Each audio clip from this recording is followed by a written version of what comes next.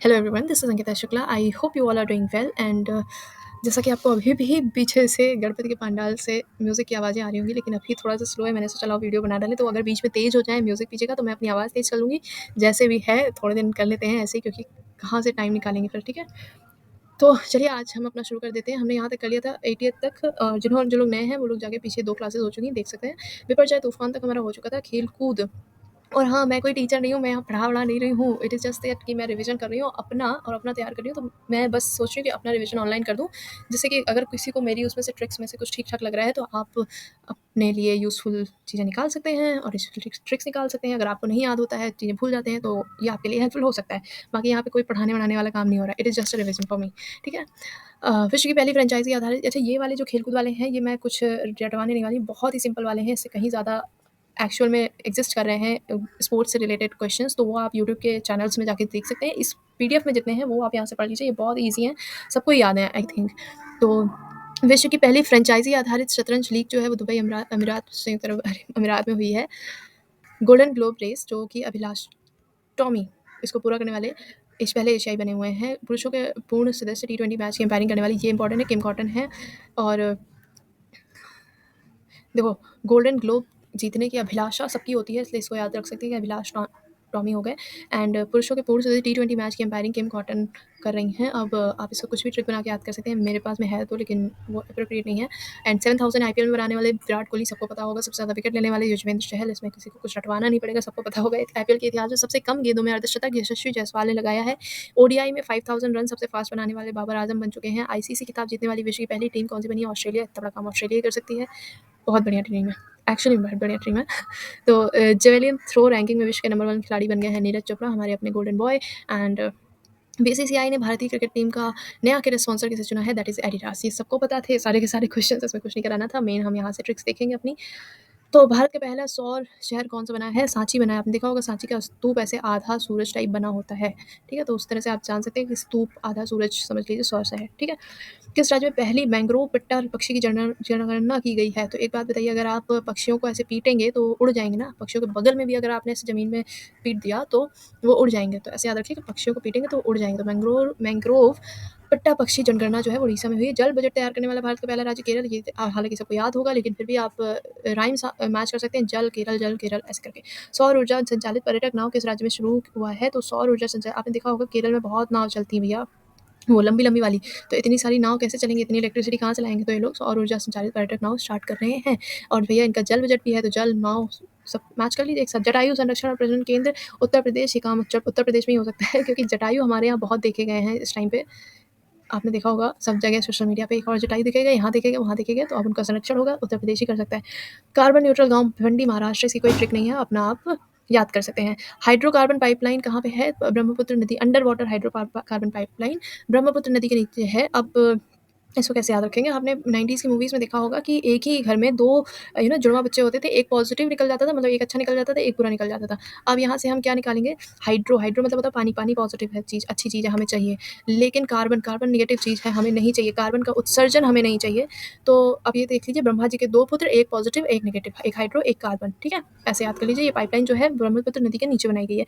भारत में सबसे ज़्यादा जैव विविधता विरासत पार्क कहाँ पे है? पश्चिम बंगाल में है। और ये आगे आपको कल शायद आ जाए वीडियो में, ये वाले मैंने पढ़े हैं, और भी इससे रिलेटेड इन 3 क्वेश्चन से रिलेटेड और क्वेश्चंस हैं, तो वहाँ पे मैं ट्रिक्स से कुछ बताऊँगी, लेकिन यहाँ पे आप इतना याद रखिए कि जैव विविधता विरासत पार्क पश्चिम बंगाल में है, और एक्चुअल में पश्चिम बंगाल में काफ़ी जैव विविधता है। जल शक्ति मंत्रालय के अनुसार किस राज्य में तालाब, जलाशयों की संख्या सबसे अधिक है? पश्चिम बंगाल में ही सबसे ज़्यादा है। झीलों की संख्या तमिलनाडु में। तो झील, मिल, वैसे तो झीलों की संख्या अभी थोड़े दिन पहले दिल्ली में बहुत ज़्यादा थी, लेकिन अभी हमारी एक्चुअल में तमिलनाडु में ज़्यादा है। देन हम आ जाएँगे अपने महोत्सव, कहाँ पे कौन-सा महोत्सव बनाया गया है, तो मैंने कुछ पहले से कलरफुल करके रखे हैं। देखिए उड़ीसा के इसमें पूरे में 3 ही है सिर्फ, आई गेस, हाँ। उड़ीसा के 3 हैं, तो देखिए एक राजा कृषि महोत्सव, पहला जनजातीय खेल महोत्सव और बिहान मेला कौन सी जनजाति द्वारा, ये तीनों उड़ीसा में हुए हैं। तो कैसे याद रखेंगे? राजा जो है वो अपनी जनजाति के लोगों को, मतलब पार्शियलिटी कर रहा है, अपनी जनजाति के लोगों को जो कि कृषि करते हैं, उनको विहार कराने ले गया है। विहार, ठीक है? अब बिहार नहीं विहार है, ठीक है? कन्फ्यूज़ नहीं होना है। विहार कराने ले गया है, कैसे ले गया है? उड़ा के लेके गया है, मतलब प्लेन से लेके गया है कि ये मेरी जनजाति है, बाकी को छोड़ गया है। अपनी जनजाति के लोगों को जो कि कृषि करते हैं, उनको बिहान पे ले, कौन सी जनजाति है उसकी? गोंड जनजाति, तो उड़ा के लेके गया है। लेवेंडर महोत्सव जम्मू कश्मीर है और ये सबको पता है लेवेंडर का, इसका मैं कुछ नहीं याद कराने वाली। माता खीर भवानी, अब देखिए जम्मू कश्मीर में ही वैष्णो माता का मंदिर है, तो वहाँ पे ही माता खीर भवानी मेला लग सकता है। ये मोनलम चेनमो फेस्टिवल है, यहाँ पे आ गया है चेन। तो आपको मैंने बताया पहले भी कि किसी भी चीज़ में कोई भी हो, फेस्टिवल हो, दर्रा हो, कुछ भी, अगर उसमें चेन चिन चून कुछ भी चन चन च करके आ रहा है, तो वो चाइना बॉर्डर पे होगा। ये लद्दाख में है। ठीक है। थावे महोत्सव गोपालगंज बिहार, तो अगर आप देखिए बाहर जाएँ तो अपने बाल गोपाल को थामे रखिए, वरना वो खो जाएँगे, फिर आप रोएँगे, वो भी रोएँगे, आप भी रोएँगे।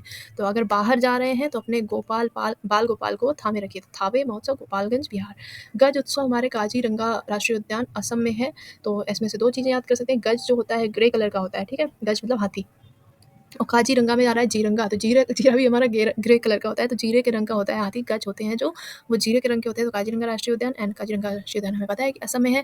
अगर नहीं भी पता है तो हम इस तरह से याद कर सकते हैं। गज महाराज मतलब हाथी जो है, अगर किसी गीली मिट्टी की जगह पे, गीली मिट्टी की सतह पे पैर रख देंगे तो वो सतह असमान हो जाएगी, वैसी नहीं रहेगी, समान नहीं रहेगी, असमान हो जाएगी, तो असम, ठीक है।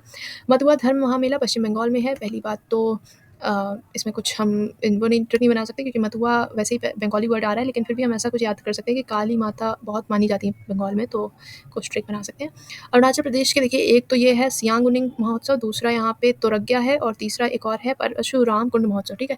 तो आप एक सेंटेंस याद रखिए कि अरुण एक यंग पुरुष है, इसीलिए वो फल तोड़ने गया है।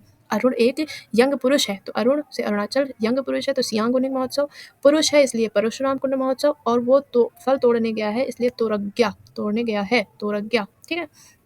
तो ऐसे आपको अरुणाचल प्रदेश की याद कर लेने हैं। भूमचू महोत्सव में देखिए भू और चू 2 आ रहे हैं। भू से भूटान, च से चाइना, सिक्किम, तो सिक्किम के बॉर्डर किस से मैच होते हैं? भूटान और चाइना से, तो भूटान और चाइना से बॉर्डर मैच करता है सिक्किम, इसलिए ये भूमचू महोत्सव हो गया सिक्किम में। राष्ट्रीय युवा संसद महोत्सव, संसद कोई भी हो, हमारा नई दिल्ली में भी होगा, चाहे युवाओं की हो या बुढ़ों वाली हो। ये मेरी खान सर वाली भाषा हो जा रही है। काला घोड़ा कला महोत्सव कहाँ पे है होता है? मुंबई में होता है। देखिए काला घोड़ा तो कहीं भी पाया जा सकता है, लेकिन काले घोड़े को कला के लिए यूज़ कहाँ किया जाता है? मुंबई में किया जाता है, क्योंकि मुंबई में बहुत सारी शूटिंग होती है। तो वहाँ पे जैसे मान लीजिए महाराणा प्रताप वाला सीरियल शूट हो रहा है, हमें काला घोड़ा चाहिए, तो काला घोड़ा को कला में यूज़ होता है मुंबई में, उससे एक्टिंग करवाई जाती है। आदि महोत्सव हमारा नई दिल्ली में है, हमारी हर चीज़ वहीं से, जितनी भी स्कीम्स हैं सब कुछ है वहीं से, तो आदि होता है, उनका स्टार्टिंग होता है। राष्ट्रीय संस्कृति महोत्सव दोनों हैं, एक पहले फरवरी में हुआ है मुंबई में, दूसरा 14वां वाला हुआ है बीकानेर राजस्थान में। अब इसमें से कोई ट्रिक नहीं है, याद कर लो ऐसे ही। खजुराहो हम सबको पता है मध्य प्रदेश में होता है, जब खजुराही मध्य प्रदेश में, एलोरा जनता की गुफाएं जब महाराष्ट्र में है तो महोत्सव भी महाराष्ट्र में होगा। ऑरेंज फेस्टिवल देख लीजिए, कोहिमा नागालैंड, इसमें क्या देखिए हिमा दास की रेंज बहुत लंबी है, एक नाग की तरह, जैसे नाग नहीं बहुत स्पीड से निकल जाता है, वैसे हिमा दास भी बहुत स्पीड में निकल जाती है, तो इस तरह से आप याद कर लीजिए कि हिमा की रेंज नाग जैसी है। तो तुरंगिया हो चुका है। अंतर्राष्ट्रीय पतंग महोत्सव अहमदाबाद में हुआ है, जितने भी तारक मेहता के फैंस होंगे उन सबको पता होगा, पतंग महोत्सव अहमदाबाद में हुआ है। माघी मेला हम सबको पता है पंजाब में होता है, और ये गंगा सागर मेला पश्चिम बंगाल में होता है। कैसे पता है? क्योंकि गंगा जी जहाँ पे जाके सागर में मिलेंगी, कहाँ पे जाती हैं सागर में मिलने? पश्चिम बंगाल साइड जाती है, फिर वहाँ से एक बांग्लादेश चली जाती है, एक इधर ही मुड़ जाते हैं, तो गंगा से जहाँ पे सागर में मिलने जाएंगे पश्चिम बंगाल, ठीक है। अब विज्ञान साहित्य महोत्सव भोपाल, इतने भोले भाले लोग थे कि इन्होंने विज्ञान और साहित्य में डिफरेंस ही नहीं समझा, दोनों को एक साथ ही बना रहे हैं, तो ये लोग भोपाल, ऐसा कुछ रियल नहीं है, मैं बस कहानी बता रही हूँ। तो भोपाल से हो जाएगा भोले भाले लोग, भोला भोपाल, और विज्ञान और साहित्य को डिफरेंस नहीं समझ रहे हैं क्योंकि भोले हैं। अवतार महोत्सव देखिए, जितने लोग अवतार लेते हैं या तो राजा के घर में अवतार लेंगे या फिर बड़े होकर राजा बन जाते हैं। राम जी राजा के घर में अवतार लिए, राजा बन गए, कृष्ण जी भी एंड में राजा बन गए। तो क्या होता है, जो लोग अवतार ले रहे हैं या तो वो राजा के घर में पैदा हो रहे हैं या तो वो राजा बन जाते हैं, ठीक है। परशुराम कुंड महोत्सव अरुणाचल प्रदेश हमारा हो चुका है एक ट्रिप में। अब ये कुछ अवार्ड्स जो मिले हैं हमको नहीं मिले हैं, पीएम मोदी को मिले हैं इस साल में। तो एक मिस्र में मिला है order of the Nile, Nile जो है वो नील नदी का ही कोई इंग्लिश में नाइल बोलते हैं, और वो मिस्र में पाई जाती है, इसलिए ऑर्डर ऑफ द नाइल मिला है। अगर ये companion of the order of लोगोहू आपको ना याद हो रहा हो, तो जो लोगोहू मतलब लोग होते हैं उनको गिना जाता है, पॉपुलेशन काउंट करने के लिए गिना ही तो जाता है ना, पापुआ, पॉपुलेशन काउंट हो रही, पॉपुलेशन गिननी है, पॉपुलेशन कैसे गिनेंगे? लोगों को गिन के गिनेंगे ना।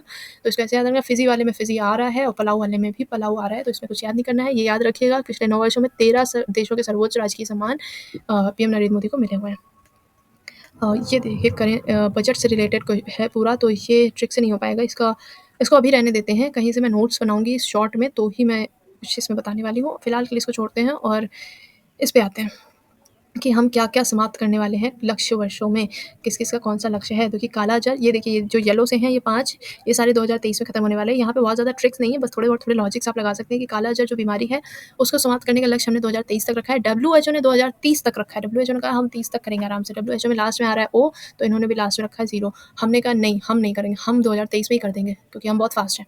तो काला बाज़ार 2023 में खत्म हो रहा है। दिल्ली-मुंबई एक्सप्रेसवे काफ़ी कंप्लीट हो चुका है, इसलिए वो 2023 में ही कंप्लीट हो जाएगा। उर्वरक क्षेत्र में आत्मनिर्भर बनने का लक्ष्य 2023 तक। ब्रॉड गेज रूट ये में को 100% विद्युतीकरण करने का लक्ष्य, ये रेलवे से रिलेटेड होता है, वो 2023 तक हो जाएगा। पूर्वोत्तर राज्यों के सभी राज्यों की राजधानी को रेल नेटवर्क से जोड़ना है 2023 तक। ये 5 चीज़ें 2023 तक होनी हैं।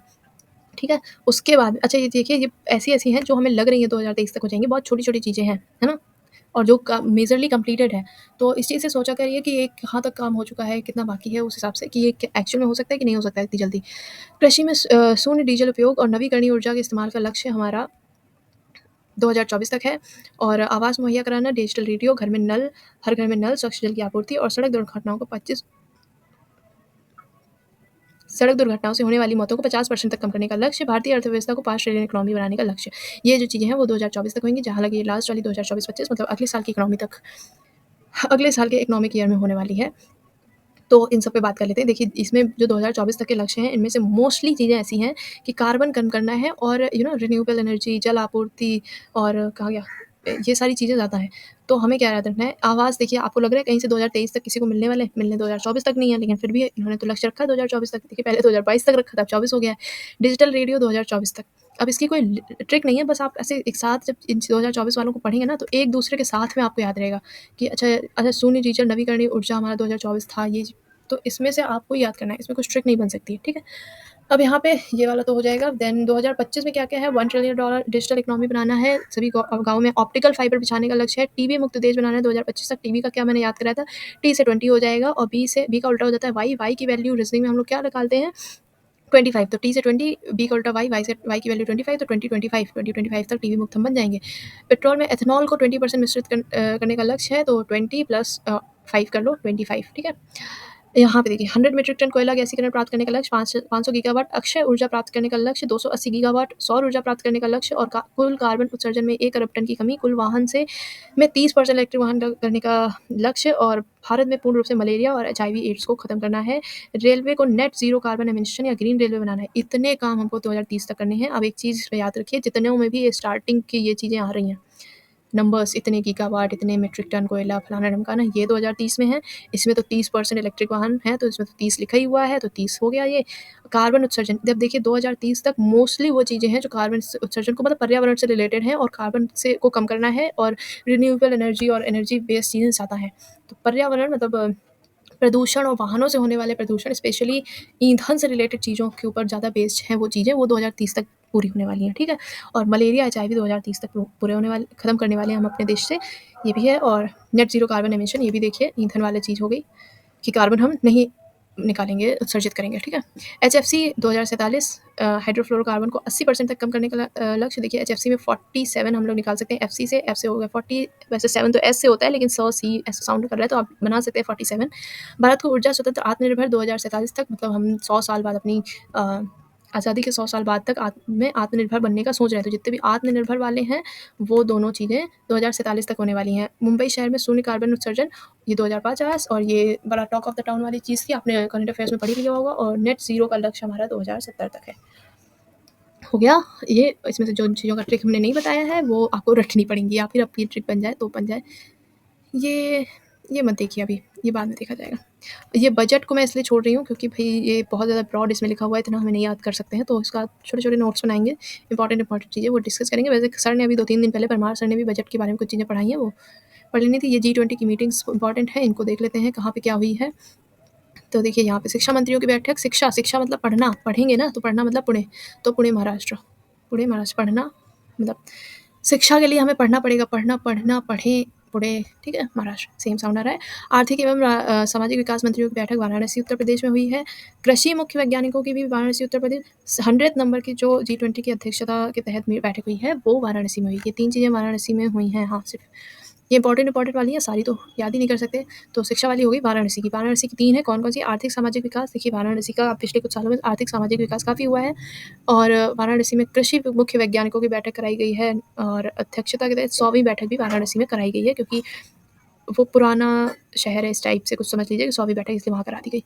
टूरिज़्म, श्रीनगर से ज़्यादा अच्छी टूरिज़्म पे बेस्ड कहाँ पे कराई जा सकती थी बैठक? और क्या बचा है? केरला। शेरपा की दूसरी बैठक केरला में हुई है और पहली बैठक यहाँ पे लिखी है उदयपुर राजस्थान में हुई है। शेरपा की पहली बैठक जो है वो उदयपुर राजस्थान में हुई है। तो ये दोनों याद रखिए, पहली उदयपुर राजस्थान और दूसरी केरला में।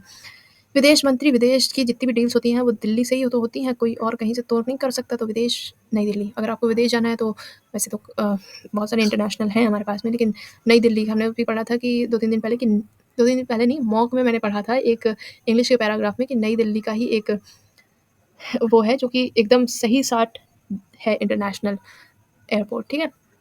तो विदेश मंत्रियों की नई दिल्ली, एंटी करप्शन गुरुग्राम हरियाणा, जहाँ करप्शन होगा वहीं पे तो I am not sure Gurugram के बारे में मैं सब सही बोल रही हूँ या नहीं, लेकिन जहाँ करप्शन होगा वहीं पे तो बैठक होगी। मॉडल G20 बैठक, हमारे देश की मॉडल क्या है? नई दिल्ली। हमारा मतलब रिप्रेजेंटेशन तो नई नई दिल्ली ही करती है ना सब जगह। पर्यावरण और जलवायु स्थिरता, जलवायु मौसम कहाँ का सबसे फेमस है, अच्छा है? बेंगलुरु कर्नाटक, भैया बहुत फेमस इनका वो है मौसम। सेंट्रल बैंक के गवर्नरों की पहली बैठक बेंगलुरु, बेंगलुरु, ठीक है? अब कुछ और ट्रिक नहीं बन सकती इसमें।